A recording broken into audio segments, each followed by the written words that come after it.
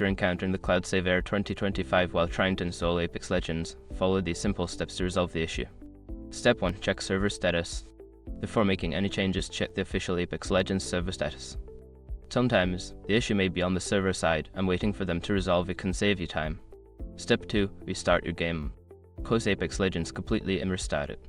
This can refresh the connection to the servers and may resolve temporary glitches causing the error. Step 3. Verify game files. If the error persists, verify the integrity of the game files through a gaming platform like Origin or Steam. This process will check for any corrupted files and replace them, which can help fix the error. Step 4. Clear cache. Clear the cache of your gaming platform.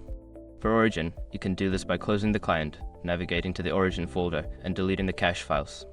For Steam, you can clear the download cache through the settings.